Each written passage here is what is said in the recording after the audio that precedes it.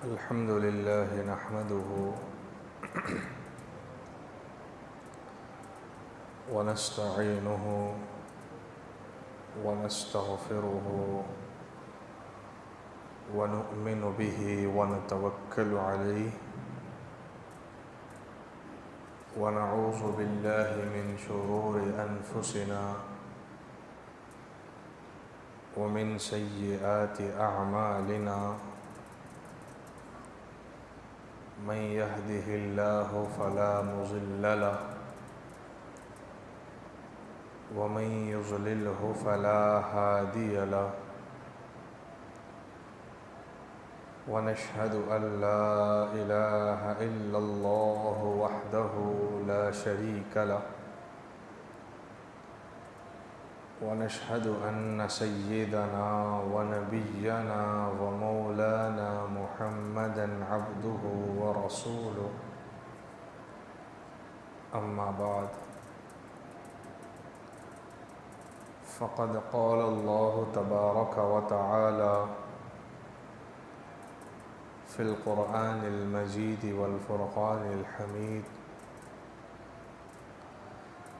فأعوذ بالله من الشيطان الرجيم بسم الله الرحمن الرحيم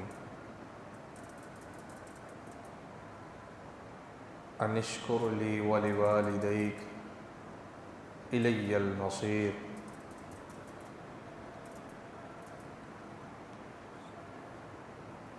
صدق الله العظيم وقال النبي صلى الله عليه وسلم هما جنتك أو نارك صدق الله العظيم أو كما قال عليه الصلاة والسلام اللهم صل على سيدنا ونبينا ومولانا محمد في أول كلامنا اللهم صل على سيدنا ونبينا ومولانا محمد في أوسط كلامنا اللهم صل على سيدنا ونبينا ومولانا محمد في آخر كلامنا بزرگان محترم، عزیزان گرامی، حاضرین عظام، اللہ تبارک و تعالی نے تمام مخلوقات کو پیدا فرمائی ہے۔ اللہ نے تمام مخلوقات کو پیدا فرمایا اور تمام مخلوق میں سب سے افضل، سب سے اعلیٰ انسان کو بنایا۔ اللہ تبارک و تعالی نے جب انسانوں کے بنانے کا ذکر کیا تھا اور فرشتوں کے سامنے اللہ نے جب انسان کے بنانے کا ذکر کیا تو فرشتوں نے یہ کہا کیا ضرورت ہے ان کو بنانے کی، یہ زمین میں فساد مچائیں گے، یہ آپ کی عبادت ویسے نہیں کریں گے جیسے کرنے کا حق ہے، ان کے بنانے کی ضرورت کیا ہے، ہم آپ کی عبادت کے لیے کافی ہیں، کیا ہم آپ کی عبادت نہیں کرتے؟ ہم تو آپ کی نافرمانی بھی نہیں کرتے، لیکن انسان اللہ کی نافرمانی کرتا ہے، اللہ کے حکم کو پامال کرتا ہے، زبان سے مسلمان ہونے کا دعویٰ تو کرتا ہے، عمل اس کے خلاف کرتا ہے۔ تو اللہ تبارک و تعالی نے فرشتوں کو فرمایا انسان کو بنانے کی مصلحت مجھ سے زیادہ تم جانتے ہو، تمہیں کیا پتہ؟ وَإِذْ قَالَ رَبُّكَ لِلْمَلَائِكَةِ إِنِّي جَاعِلٌ فِي الْأَرْضِ خلیفہ، اللہ نے خلیفہ بنایا ہے انسان۔ حضرت آدم علیہ السلام کو اللہ نے پیدا کیا، انسان تھے، کہا کہ میں اپنا خلیفہ بناتا ہوں۔ پھر انسانوں کو اللہ نے پیدا فرمایا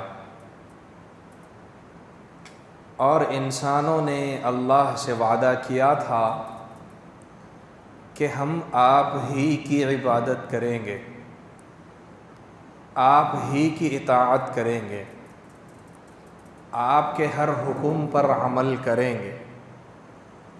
لیکن دنیا میں آنے کے بعد انسانوں نے اللہ سے کیے ہوئے وعدے کو بھلا دیا،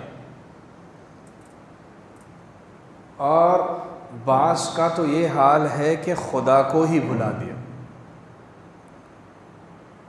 جمعہ یاد آتا ہے تو خدا یاد آتا ہے، رمضان کا مہینہ آتا ہے تو خدا یاد آتا ہے، مشکل گھڑی آتی ہے تو خدا یاد آتا ہے، خوشحالی آ گئی تو خدا کو ایسے بھول گئے جیسے پتہ ہی نہیں کہ خدا کون۔ مال آ گیا، مال و دولت آ گئی تو اب شریعت سے دور دور تک کوئی لینا دینا نہیں، نیک بندوں کو نچلی نظر سے دیکھا جاتا ہے، اور مسلمانوں میں یہ طبقہ ہے کہ دیندار طبقے کو وہ ایک دم نچلا طبقہ سمجھتے ہیں مسلمانوں میں۔ کیوں؟ ان کے دین کی کمزوری، ان کے ایمان کی کمزوری۔ حالانکہ اللہ تبارک و تعالی نے سب کو یکساں انسان ہونے میں سب برابر ہیں۔ وقت کا امیر المومنین کیوں نہ ہو، جب باری آئے گی مصلی پر ٹھہرنے کی تو سب خدا کے سامنے غلام بن کر ٹھہریں۔ تو اللہ تبارک و تعالی نے اشرف المخلوقات بنا کر فرشتوں کو یہ فرمایا کہ ان کے بنانے کی مصلحت تم مجھ سے زیادہ نہیں جانتے، مجھے معلوم ہے۔ جب انسان دنیا میں آ گئے، اللہ کو بھلا کر اس قدر نافرمان بنتے چلے گئے، ہر دن سمندر کہتا ہے، اللہ سے پوچھتا ہے کہ آپ حکم دے چڑھ جاؤں گا میں ان پر۔ یہ آپ کی نعمتیں تو کھاتے ہیں، آپ کی نعمتیں استعمال کرتے ہیں، لیکن آپ کے سامنے سر جھکانے کو تیار نہیں ہوتے۔ زنا کرنے والا زنا چھوڑنے کو تیار نہیں ہے، رات میں وہ سکون کی نیند سو جاتا ہے۔ شراب پینے والا شراب چھوڑنے کے لیے تیار نہیں ہے، شراب پیتا ہے اور سکون کی نیند سو جاتا ہے۔ سود کھانے والا سود کھاتے کھاتے تھک نہیں رہا، آرام کی نیند سوتا ہے۔ ہر دن یہ سمندر اللہ سے پوچھتے ہیں کہ حکم کریں، چڑھ جائیں گے ان پر، ان کو ویسے بہائیں گے جیسے نوح علیہ السلام کی قوم کو بہا دیا تھا۔ آپ حکم کریں۔ زمین ہر دن اللہ سے پوچھتی ہے، اے اللہ آپ نے تو ان کو اپنی عبادت کے لیے پیدا کیا تھا، آپ کی اطاعت کے لیے ان کو پیدا کیا تھا، لیکن یہ اتنے باغی ہو گئے، یہ آپ کے احکام کو انہوں نے ایسے بھلا دیا، انہوں نے زمین کو زنا سے ناپاک کر دیا، انہوں نے فحاشی اور بداعمالی سے زمین کو ناپاک کر دیا، اللہ اجازت دے دھسا دوں گی، جیسے قارون کو زمین میں دھسا دیا گیا تھا۔ ہر دن پہاڑ اللہ سے بولتے ہیں، حکم کرے پیس دیں گے ان کو، لیکن اللہ کہتے ہیں کہ نہیں، میں ان کا خدا ہوں، ان کو بنانے کی مصلحت تم مجھ سے زیادہ نہیں جانتے، یہ میرے محبوب بندے ہیں، ہاں نافرمانی کر رہے ہیں، انشاءاللہ ایک نہ ایک دن یہ باز آئے گا. یہ اللہ کی رحمت. زمین کہتی ہے اللہ حکم دیں، اس زمین کو والدین کی نافرمانی سے بھی بھر دیا گیا. آئے دن مسلمان نبی کے نام لیوا، نبی کے غلام، نبی کے امتی، آئے دن اللہ کے شریعت کے ایک ایک حکم کو توڑ رہے ہیں، ایک ایک حکم کو چھوڑ رہے ہیں. پھر بھی اللہ تبارک و تعالیٰ اپنی رحمتوں سے ہمیں نواز رہا ہے، اپنی رحمتوں کو نہیں روک رہا.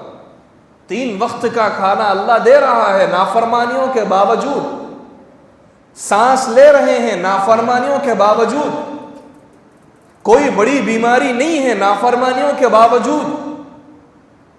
یہ اس اللہ کا احسان ہے جس نے قرآن میں اپنا تعارف الرحمن الرحیم کرایا. یہ اس اللہ کے رحم و کرم کا نتیجہ ہے کہ آج امت مسلمہ اور اس نبی علیہ السلام کی دعاؤں کا نتیجہ ہے کہ آج اکٹھے عذاب ہم پر نہیں آتا. ورنہ آج امت مسلمہ وہ سب کچھ کر رہی ہے جو پچھلی قوموں نے کیا تھا، وہ سب کچھ کر رہی ہے. لیکن اللہ کے نبی نے دعا مانگی تھی، اے اللہ میری امت کو اکٹھے عذاب میں ہلاک مت کرنا. جیسے بنی اسرائیل کو اللہ نے ہلاک کیا، قوم نوح کو اللہ نے جیسے ہلاک کیا، قوم سمود کو اللہ نے جیسے ہلاک کیا، قوم صالح کو اللہ نے جیسے ہلاک کیا، قوم لوط کی بستی کو زمین سے اٹھا کر پلٹا کر زمین پر مار دیا گیا. اللہ آج بھی قادر ہے، وہ کمزور نہیں ہے. لیکن نبی علیہ السلام کی دعاؤں کا نتیجہ ہے کہ آج ہم پر عذاب کے کوڑے نہیں برس رہے اکٹھے. اللہ نے انسان کو پیدا فرما کر بے شمار نعمتوں سے اللہ نے نوازا. ایمان کی دولت، نبی علیہ السلام کا امتی، قرآن جیسی عظیم کتاب، وہ نبی جو آنے کو سب سے آخر میں آئے لیکن وہ تمام نبیوں کے سردار، اس نبی کی غلامی نصیب ہونا، اس سے بڑھ کر بڑی نعمت اور کیا چاہیے. اگر ہم نبی کے زمانے میں ہوتے اور ان کفاروں کے ساتھ ہوتے تو کیا فائدہ. شکر ہے اس اللہ کا کہ جب اس نے پیدا کیا ایمان کی دولت سے مالا مال فرمایا. پھر اللہ کی نعمتوں میں سے ایک نعمت ہے والدین کی نعمت. یہ کتنی عظیم نعمت ہے کہ اللہ کو اگر یہ معلوم کرنا چاہتے ہو دنیا میں رہتے ہوئے کہ اللہ راضی ہے یا ناراض، تو دیکھو اپنے باپ کو. اگر باپ راضی ہے تو خدا بھی راضی. رضا الرب فی رضا الوالدی وسخط الرب فی سخط الوالدی. اگر باپ راضی ہے تو اللہ راضی ہے، باپ ناراض ہے تو اللہ بھی ناراض ہے. اس سے بڑی نعمت اور کیا چاہیے. والدین اتنی بڑی اللہ کی نعمت ہے کہ اللہ کے نبی نے فرمایا ہما جنتک او نارک. والدین تمہارے حق میں نعمت ہے اس وقت جب تم ان کی اطاعت کرو گے، ان کی فرما برداری کرو گے، ان کے بتائے ہوئے اچھے کام پر عمل کرو گے اور ان کی خدمت کرو گے، تب جا کر یہ والدین تمہارے لیے جنت ہے. او نارک. اگر والدین کی خلاف ورزی کی، اگر والدین کی نافرمانی کی، والدین کو غلام سمجھا، اپنے آپ کو ان کا آقا سمجھا، تو پھر یہی والدین تمہارے لیے جہنم ہیں. قیامت کے دن اوندے منہ جہنم میں ڈال دیا جائے گا.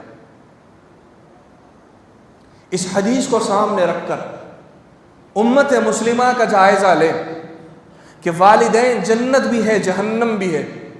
امت مسلمہ کا اکثر طبقہ آج والدین کا نافرمان، اکثریت. والدین بوڑھے ہو گئے تو اب یوں ہیں کہ ان کی حیثیت گھر میں ٹیشو پیپر کے برابر. کب موت کا فرشتہ آئے اور ان کو لے جائے، بس ہمارا گھر ان سے صاف ہو جائے. یہ آج امت مسلمہ کا حال ہے. والدین بیمار ہو گئے خدمت کے لیے نہ باپ نہ بیٹا تیار ہے، نہ بیٹی خدمت کے لیے تیار. یہ امت مسلمہ کا حال. آج کے والدین یہ دعا کرتے ہیں، اے اللہ ہمیں اس وقت موت دے دینا جب ہمیں کسی کی خدمت کی ضرورت پڑے. کیوں کہتی ہے امت مسلمہ کے والدین؟ یہ کیوں کہہ رہے ہیں جملہ کہ اے اللہ جب ہمیں کسی کی خدمت کی ضرورت پڑ جائے ہمیں موت دے دینا، مگر کسی کو ہماری خدمت کسی سے مت کرانا. اس لیے کہ ان کو پتا ہے کہ آج کی اولاد اس قدر نافرمان ہو گئی کہ وہ باپ کی طرف محبت سے دیکھنے کے لیے تیار نہیں ہے، ماں کے ساتھ شفقت سے بات کرنے کے لیے تیار نہیں ہے. باپ بات کر رہا ہوتا ہے فون میں لگے ہوئے ہیں، ماں بات کر رہی ہوتی ہے فون میں لگے ہوئے ہیں. باپ راستے سے پیدل چلتا ہے اور نوجوان دوستوں کے ساتھ جا رہا ہوتا ہے، باپ کو دیکھ کر راستہ بدل لیتا ہے، کہیں باپ کو دیکھے تو گھر تک چھوڑنا نہ پڑ جائے. یہ نوجوانوں کا حال ہے. ماؤں کو جب لڑکیاں ذلیل کرنے لگے گی، باپ کو دیکھ کر بچے راستہ بدلنے لگیں گے تو یہ بات یاد رکھو قیامت آنے والی. آج والدین کا کیا، امت مسلمہ نے کیا حال کر دیا والدین کا.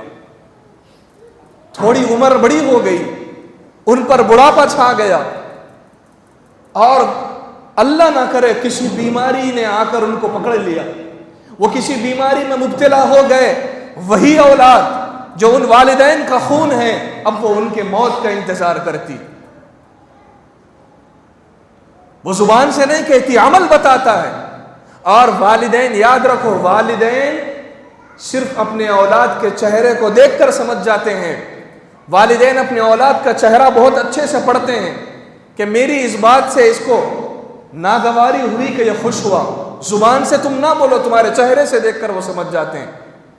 اور آج کل کے والدین کا امت نے یہ حال کر دیا کہ وہ اپنے اولاد پر اپنے آپ کو بوجھ محسوس کر رہے ہیں، جبکہ ایک ماں کے 4 بچے 5 بچے 6 بچے ہوتے ہیں، لیکن کسی بچے کو سے وہ بیزار نہیں ہوتی. وہ سب کو برابر سینے سے لگاتی ہے، سب کو دودھ پلاتی ہے، سب کو نوالے پیٹ بھر بھر کے کھلاتی ہے، خود پیاسی رہتی ہے، اپنی اولاد کو بھوکا سونے نہیں دیتی.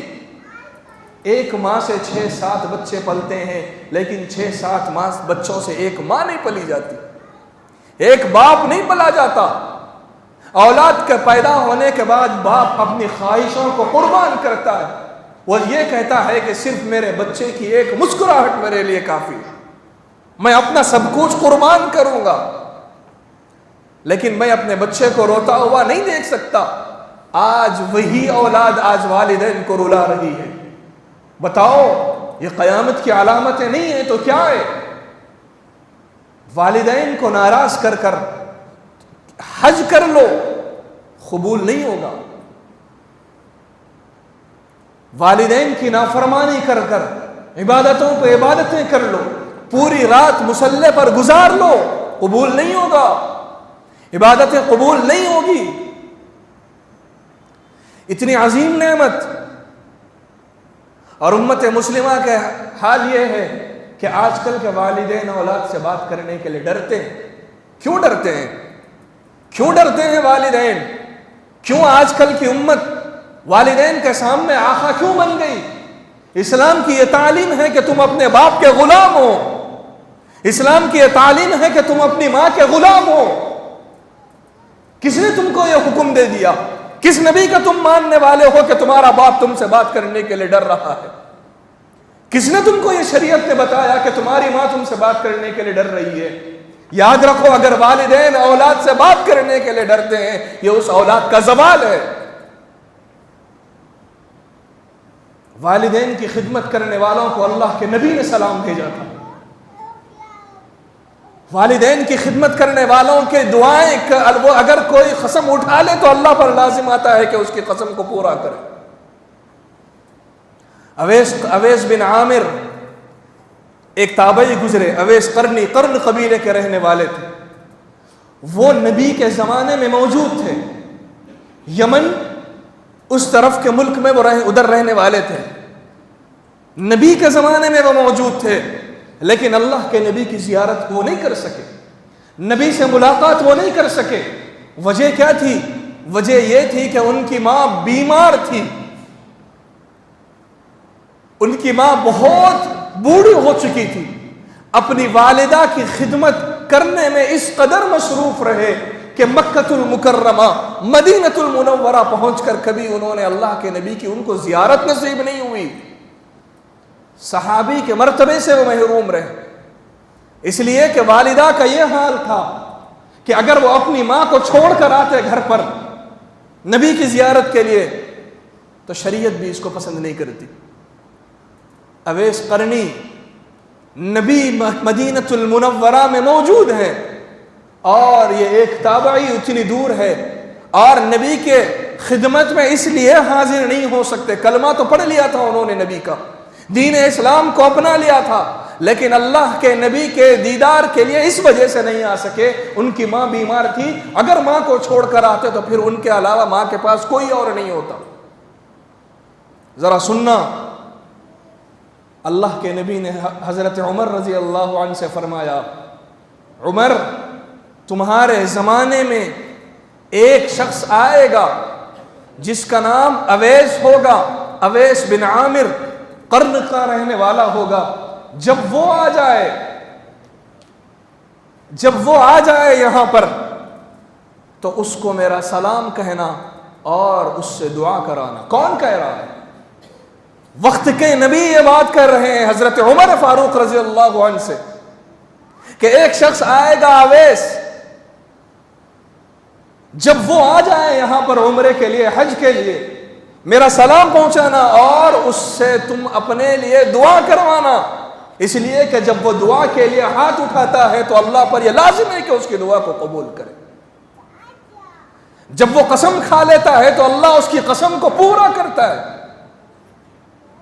حضرت عمر رضی اللہ عنہ انتظار میں تھے، جب آئے ہر سال آنے والے قافلوں سے پوچھتے کہ بھائی تم میں سے کوئی اویس نام کے ہیں؟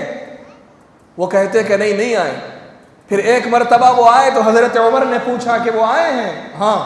حضرت عمر ان کے پاس پہنچ کر کہنے لگے اویس تمہارا نام اویس بن عامر ہے؟ کہنے لگے ہاں۔ تم قرن کے رہنے والے ہو؟ کہنے لگے ہاں۔ تمہیں ایک بیماری تھی کوڑ کی، وہ ختم ہو گئی، تھوڑی سی باقی ہے؟ کہنے لگے ہاں۔ تمہاری والدہ باحیات ہے؟ کہنے لگے ہاں۔ تو حضرت عمر نے کہا کہ میں وقت کا امیر المومنین ہوں، اللہ کے نبی نے تم سے دعا کروانے کے لیے کہا ہے، میرے حق میں دعا کرو۔ کون؟ عمر۔ کیا مقام و مرتبہ حضرت عمر کا کہ حضرت عمر کی جو رائے ہوتی ہے وہی اللہ کی رائے ہوتی ہے۔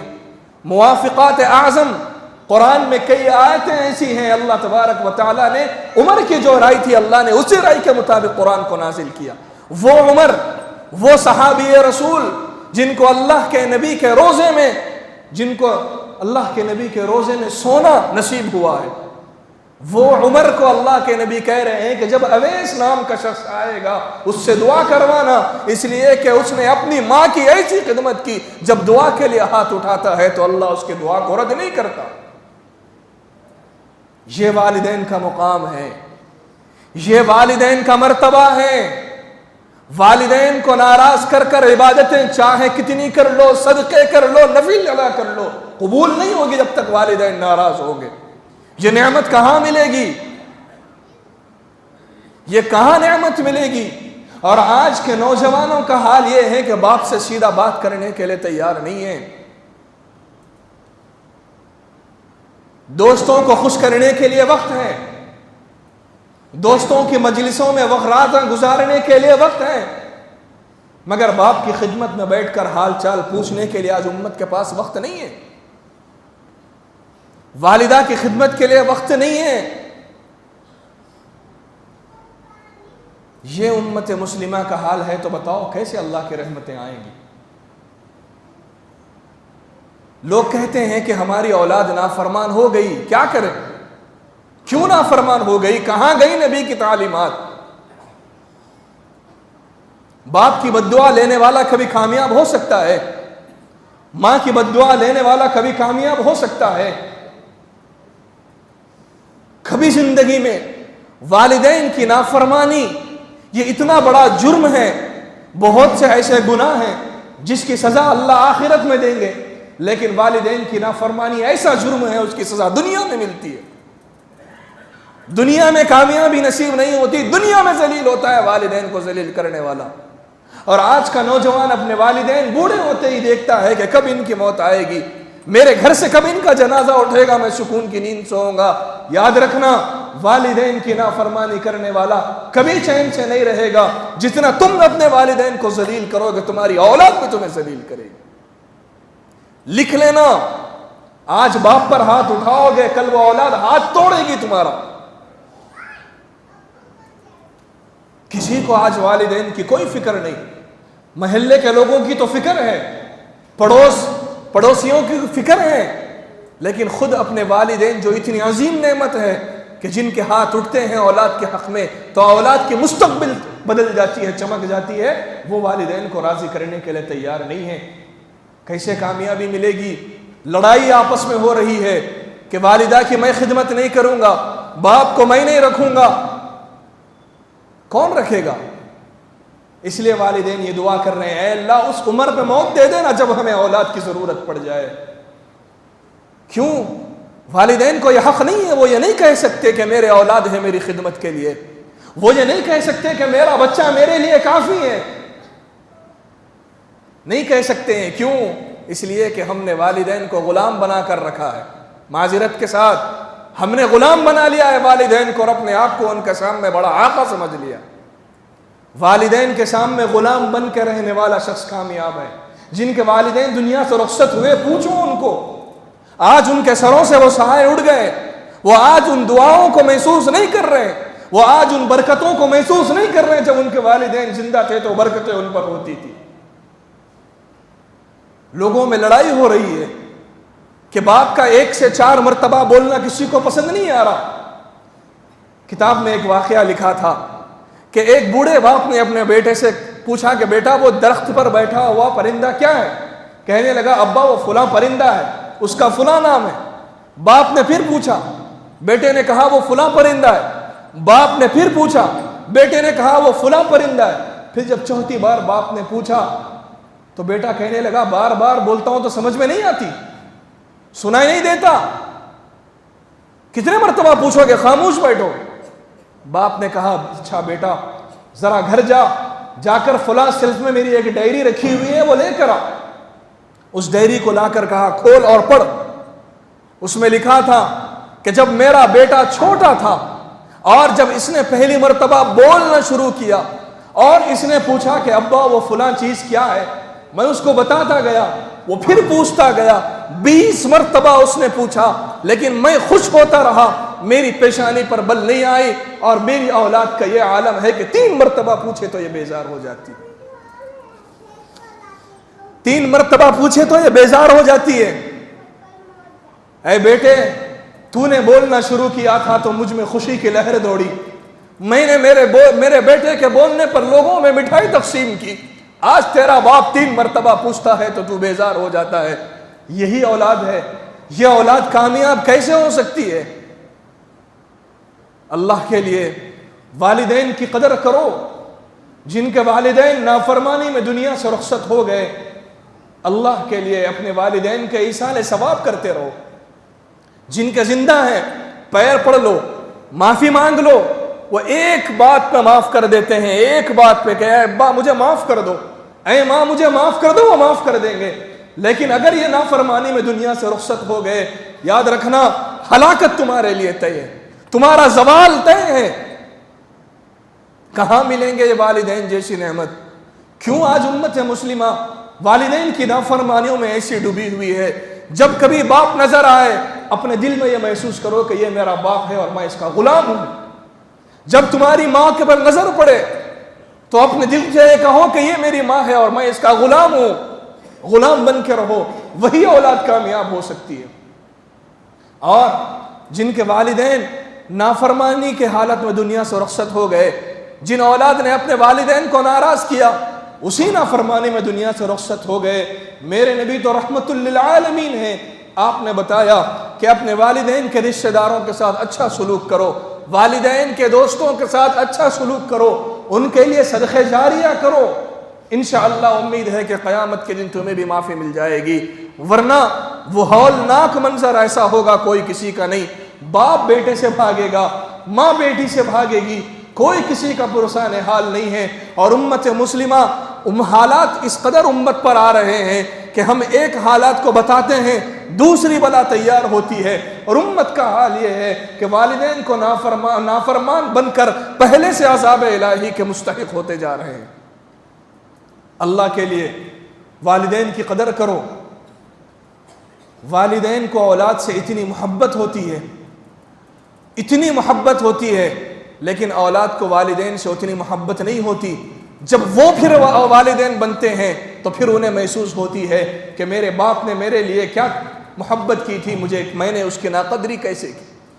علماء نے اس کی ایک مثال بیان فرمائی ہے کہ جب جسم کے کسی حصے کو کاٹ کر بازو رکھ دیا جائے تو اس کاٹے گئے ٹکڑے کو تکلیف نہیں ہوتی, جس جگہ پر کاٹا گیا ہے اس جگہ کو تکلیف ہوتی. ایسے ہی اولاد والدین کا ایک جز ہے, ایک حصہ ہے. جب اولاد بگڑتی ہے تو والدین جیسے جسم سے کاٹی ہوئی جگہ تڑپتی ہے, ایسے ہی والدین مڑک مچل جاتے ہیں.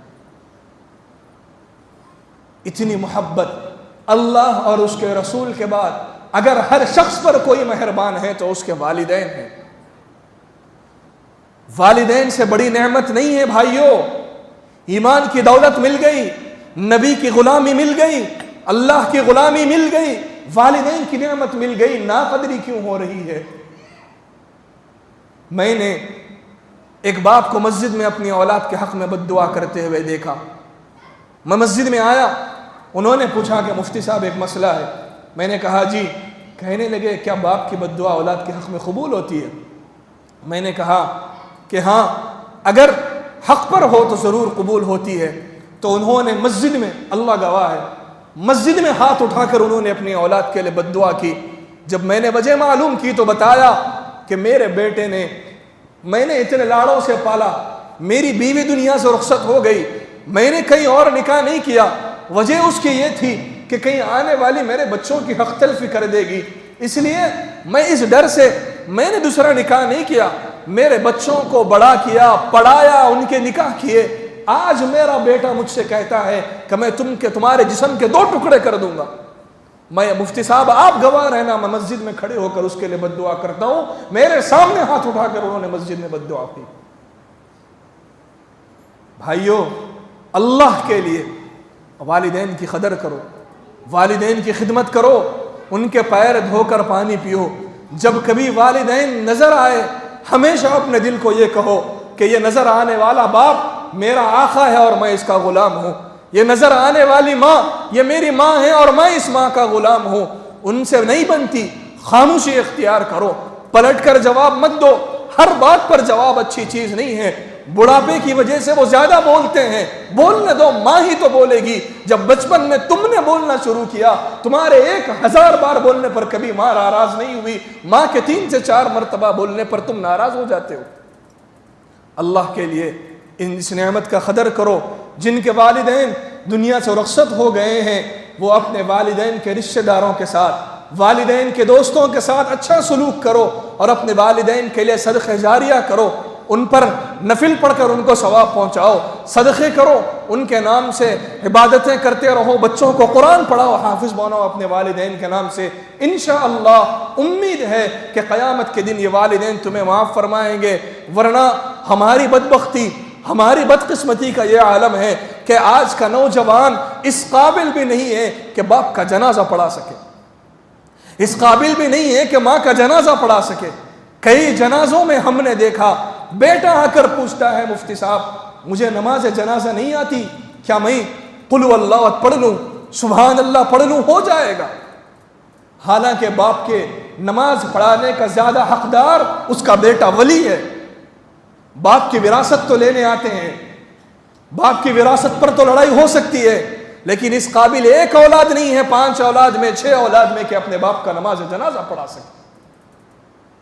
اور دین کی کمزوری کا عالم یہ ہے کہ ایک ماں باپ سے 6 بچے پلتے ہیں اور 6 بچوں سے ایک والدین نہیں پلتے. افسوس ہے ایسا ہم پر, افسوس ہے امت مسلمہ پر جنہوں نے آج والدین کو رسوا کر دیا. اللہ تعالیٰ سے دعا ہے اللہ ہمیں اپنے والدین کی قدر کرنے کی توفیق عطا فرمائے، ہمیں اپنے ماں باپ کے سامنے غلام بن کر رہنے کی توفیق عطا فرمائے۔ جن کے والدین دنیا سے رخصت ہو گئے اللہ ان کو جنت نصیب فرمائے، جہنم کی آگ کو اللہ ان پر حرام فرمائے۔ جو باتیں بتائی گئی اللہ ہم کو اس پر عمل کی توفیق عطا فرمائے، آمین۔ وآخر دعوانا ان الحمد للہ رب العالمین۔